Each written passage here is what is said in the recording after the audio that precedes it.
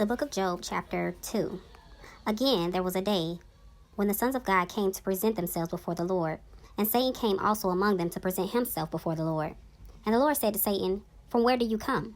Satan answered the Lord and said, "From going to and fro on the earth, and from walking back and forth on it." Then the Lord said to Satan, "Have you considered my servant Job, that there is none like him on the earth, a blameless and upright man, one who fears God and shuns evil, and still he holds fast to his integrity, although you incited me or encouraged me against him to destroy him without cause?" So Satan answered the Lord and said, "Skin for skin. Yes, all that a man has he will give for his life. But stretch out your hand now and touch his bone and his flesh, and he will surely curse you to your face." And the Lord said to Satan, "Behold, he is in your hand, but spare his life." So Satan went out from the presence of the Lord and struck Job with painful boils from the sole of his foot to the crown of his head. And he took for himself a potsherd, this is Job, with which to scrape himself while he sat in the midst of the ashes.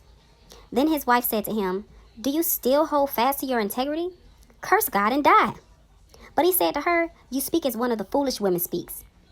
Shall we indeed accept good from God? And shall we not accept adversity?"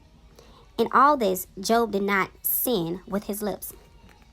Now when Job's 3 friends heard of this adversity that had come upon him, each one came from his own place: Eliphaz the Temanite, Bildad the Shuhite, and Zophar the Naamathite, I'm not sure. For they had made an appointment together to come and mourn with him and to comfort him. And when they raised their eyes from afar and did not recognize him, they lifted their voice and wept, and each one tore his robe and sprinkled dust on his head toward heaven. So they sat down with him on the ground 7 days and 7 nights, and no one spoke a word to him, for they saw that his grief was very great.